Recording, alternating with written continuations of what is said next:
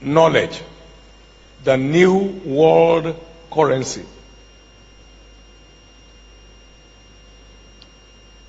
I looked at it from the car and I said, it's not new.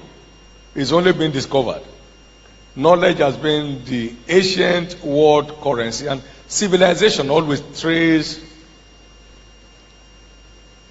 investment in knowledge all through history. But because this part of the world is has thought that getting a degree equals being educated. No. Being current is what makes an educated person. You are certificated with degrees, but you are educated with current knowledge. And that's a lot of effort. That's you drilling yourself into the things you are doing. Can you get this for me?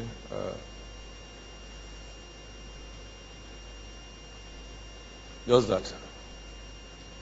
Now, these were my notes for last year. Handwritten. There is no foreign handwriting here.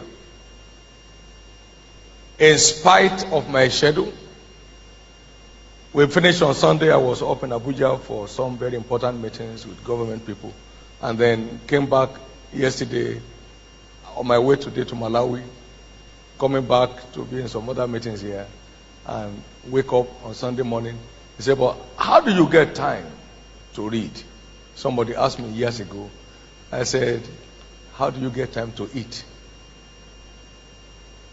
No busy man will say he has no time to eat. No man with genuine taste for knowledge will lack time to learn. So I read daily and I write daily. These were last year's notes, and that's why I kept saying the books that will roll out of my table will be far more in volume than what I end up writing in my lifetime.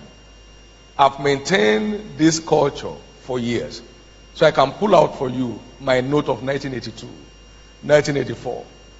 Now, already typed and, stacked up in discs and all that stuff, so it can be preserved. But I chose to bring this because it's handwritten. This is for last year. Handwritten, so the secretary picks it up one by one to type whatever he wants to type. He has some of them with him now, which are not part of what we have brought.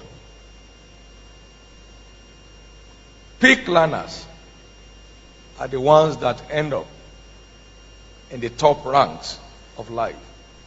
So sit up and understand that what we are going through now is nothing but to help you form a culture that creates a future.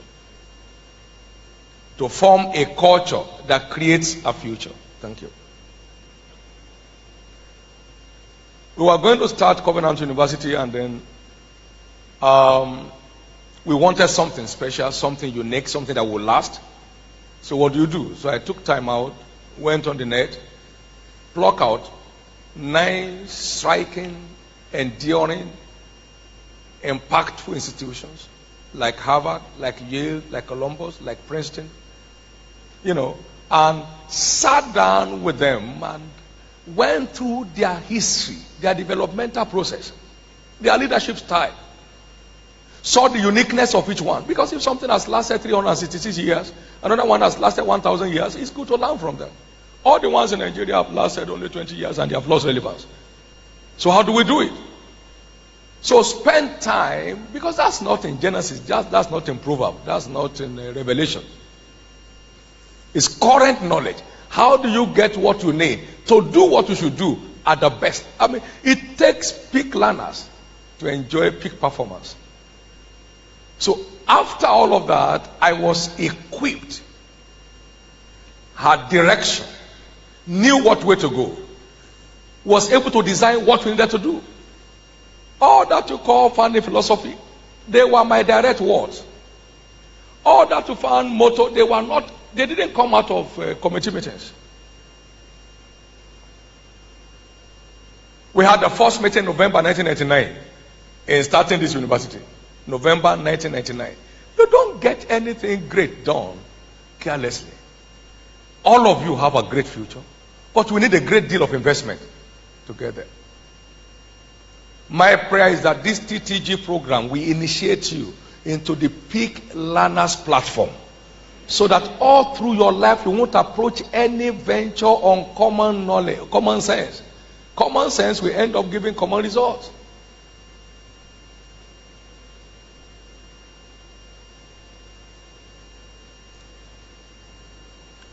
This church today has made some bit of impact around the world.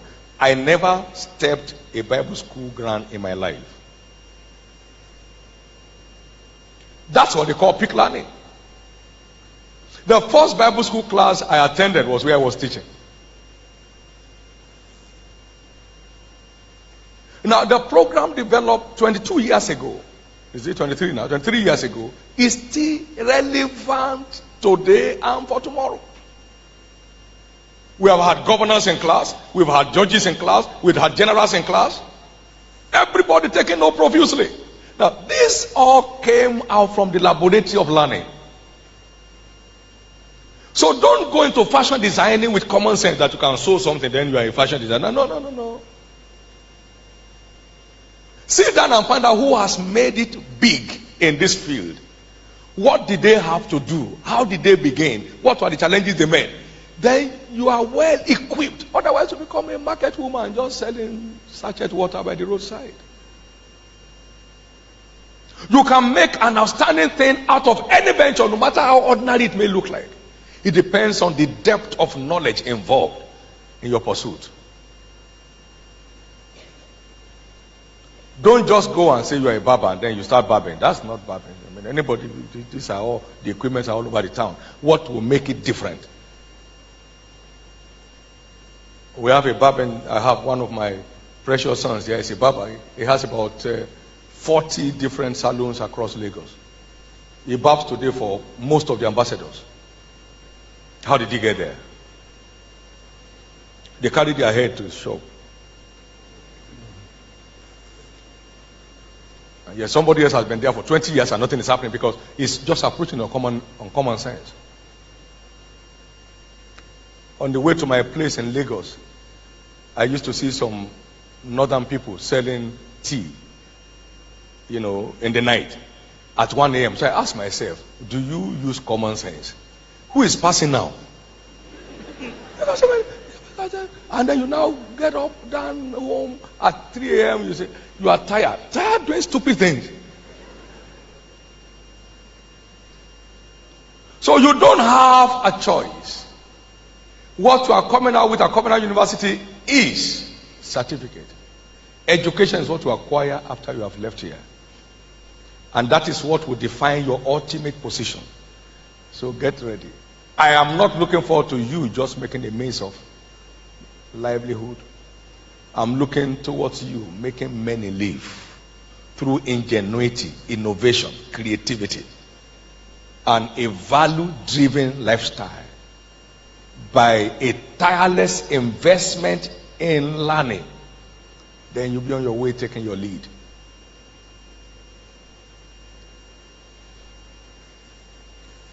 Today I'm privileged to address a number of issues for the nation, because I've read a number of things about all the past leaders.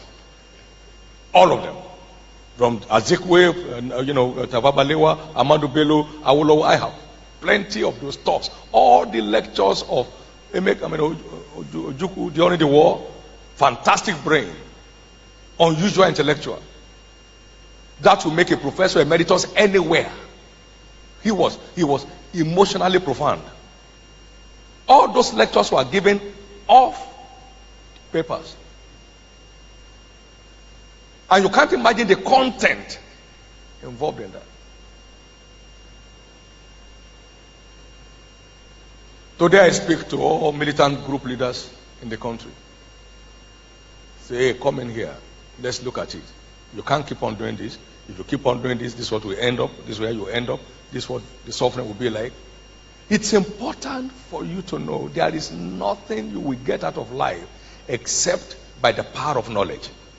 So wake up and wake up. I've said across the nations, you are either building a library or you are building a mortuary without knowing. You are either building a library or you are building a mortuary without knowing. You are either building a library or you are building a mortuary without knowing. I started buying books since I was 20. And I'm sure a number of you are 20 already.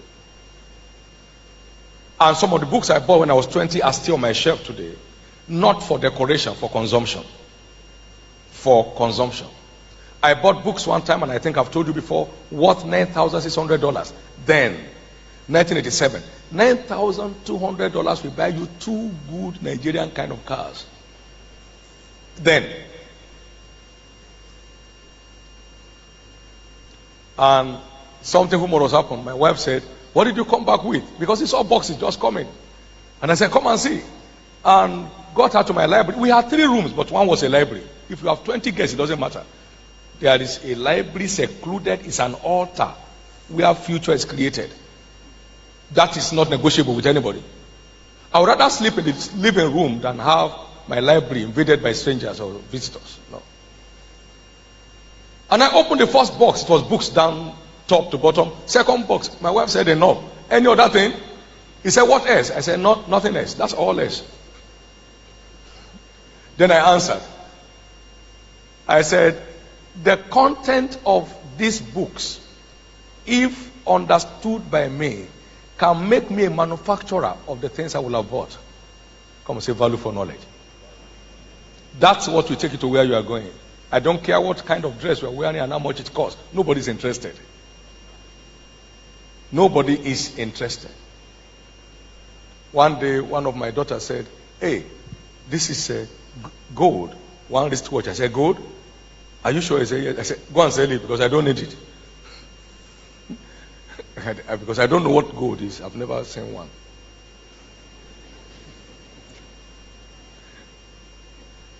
It's so interesting for you to order your priorities as you live here. You must never lose value. God will not be pleased with you if you lose value.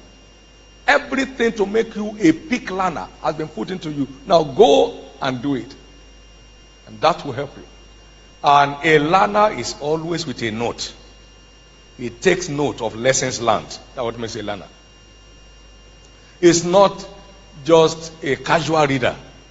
A learner does not lay his back on the bed.